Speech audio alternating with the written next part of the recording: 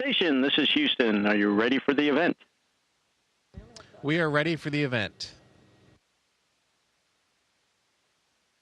Smithson Valley High School, this is Mission Control Houston. Please call station for a voice check. Thank you for being with us very, very much. We appreciate your taking the time. This is a special occasion for 600 high school students at Smithson Valley.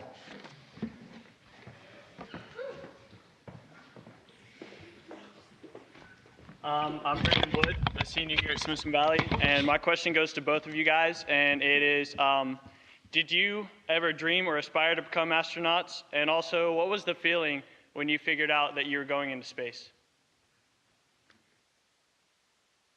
Well, I'll start off and I'll let Samantha answer the second part. The first dream that I had when I was a little kid was to be an astronaut. The first book I ever read was about the Apollo program, and flying and especially space was something I was interested in since I was just a kindergartner. So I was pretty lucky to be able to pursue that.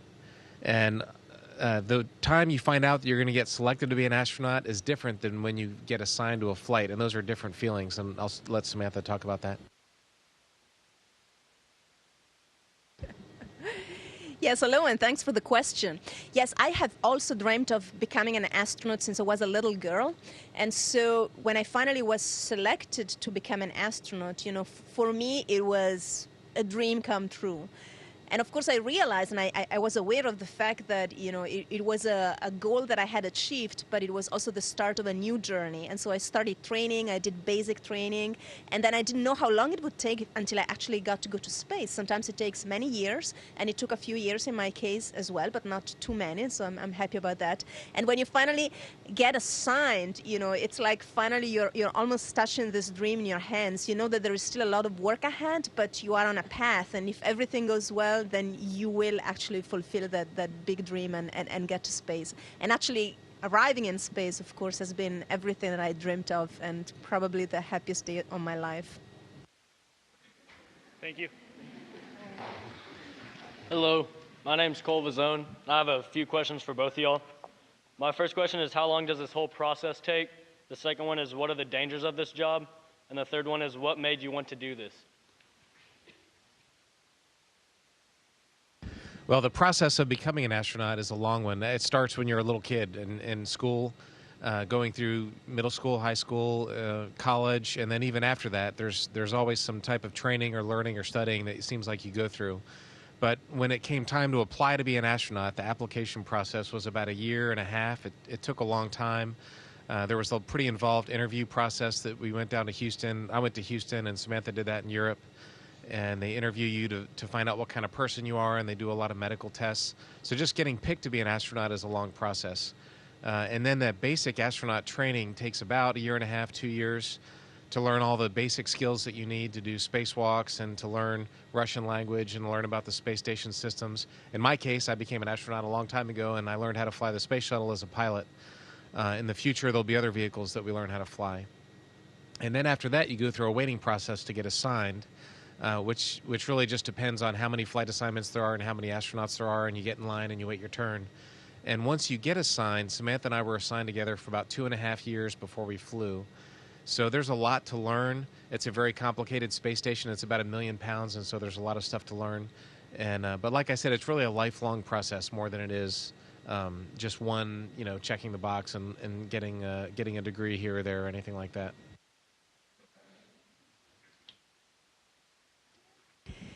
And as far as the dangers of this job are concerned, on a day-to-day basis where you are on the ground, I do not think that it's a very dangerous job.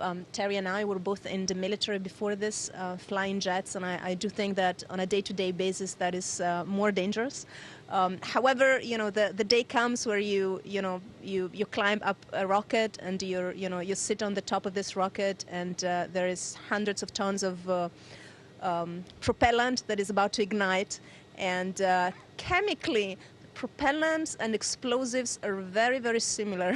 And in a way, a rocket that starts and launches into space is nothing else than a very controlled explosion. Or let's not call it explosion, it's a deflagration, but it's really a controlled combustion.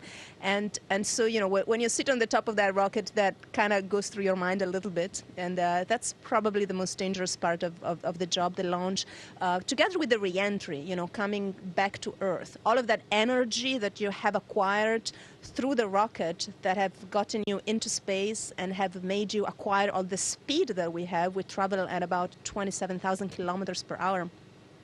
And Tara's going to tell you the miles per hour. All of that energy, you somehow have to dissipate it when you come back to Earth. And that, of course, is quite dangerous as well. So those are probably the two most dangerous moments, the beginning and the end of a mission. And then there are some health risks, of course, related to being exposed to a certain level of radiation, or just the effect that microgravity has on your body. It kind of gets your body, all the systems of your body, a little bit out of balance. But I think we have those dangers pretty much under control, at least when it comes to being here in low Earth orbit. But it's going to be a whole new challenge when we start getting beyond low Earth orbit and explore further.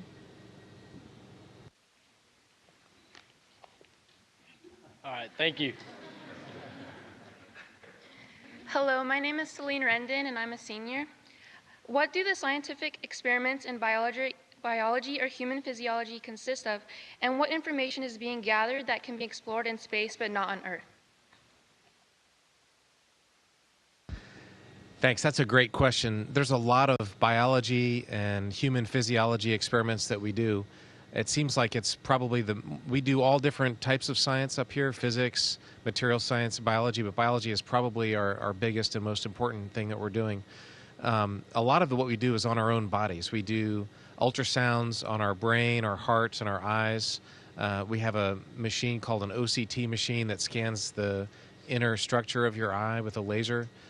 We have other specialized cameras, infrared cameras and stuff that we use to look at our eyes.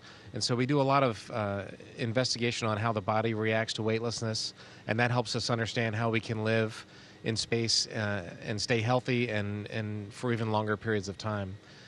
We do some other experiments, plant experiments. Samantha was doing something called ANISO this morning, which is a Japanese plant experiment to help us learn the fundamental biology behind how plants work on Earth, and also help us understand how plants could work in weightlessness and grow. Eventually, in the long term, if we're going to live in space for a long time, we're going to need to be able to grow plants here.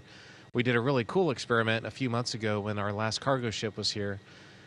In the European Columbus module, it had a big pink light, so the whole station was glowing pink at night. It was kind of neat to see these plants grow, just like a greenhouse at home that has a light on it. I did an experiment a few months ago that involved salmonella and some other diseases that we were infecting these poor little worms, these C. elegans worms that are commonly used in science. And we were studying how they reacted to this infection in space, which their reaction is actually stronger in space. So there's lots of different things that we're doing for biology, and it's very interesting. Some of these you just can't do on Earth because of the weightlessness that we have here. Thank you. Hi, my name is Caroline, and I'm a junior. My question is for Ms. Cristoforetti. What obstacles did you face wanting to be a female astronaut, since the space program is mostly a male-populated program?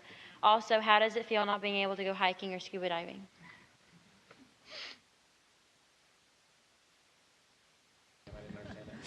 Hello, thanks for the question. Since I was a little girl growing up, I never really looked at life expecting that it would be more difficult for me because I was a girl.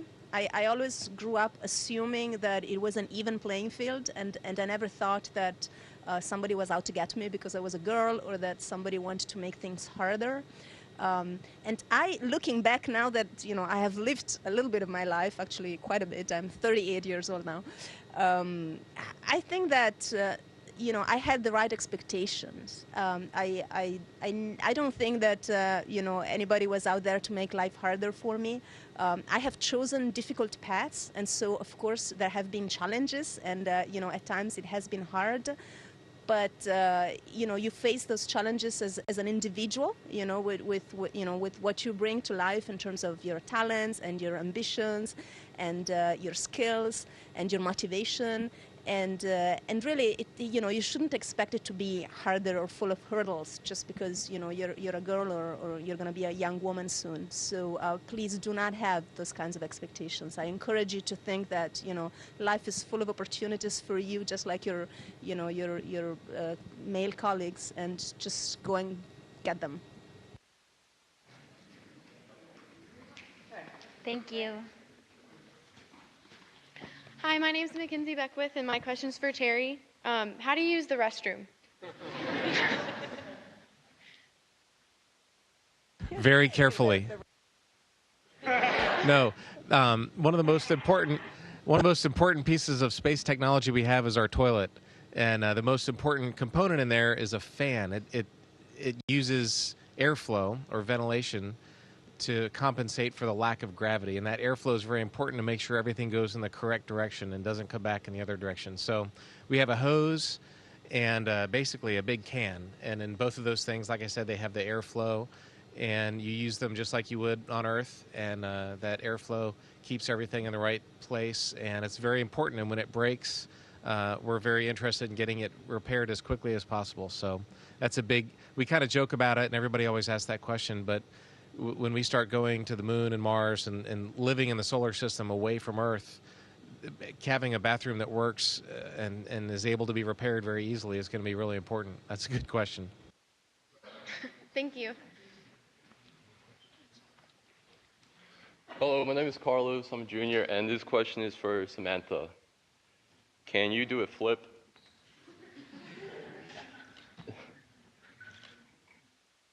She's the expert.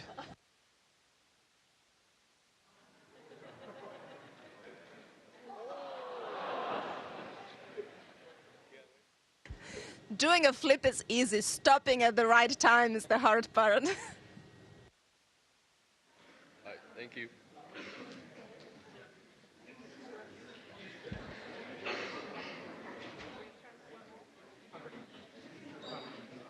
Hi, my name is Antonia, and my question is for Terry.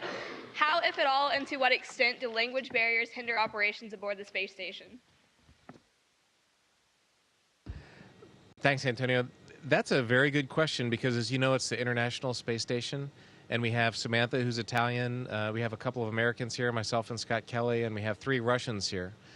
And everybody has different levels of language ability, but we're all able to speak each other's language, except none of us can speak Italian.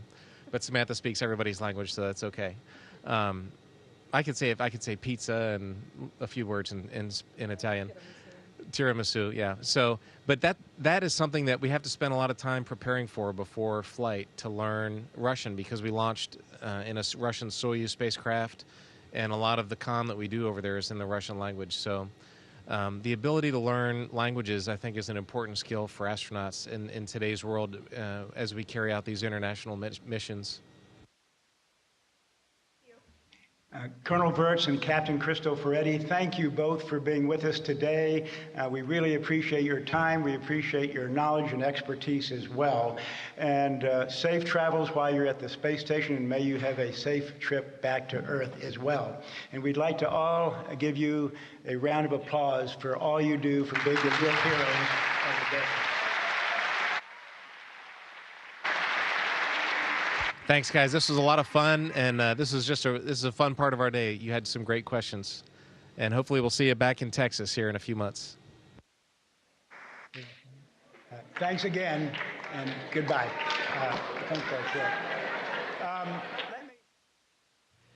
Station, this is Houston ACR. That concludes the event. Thank you.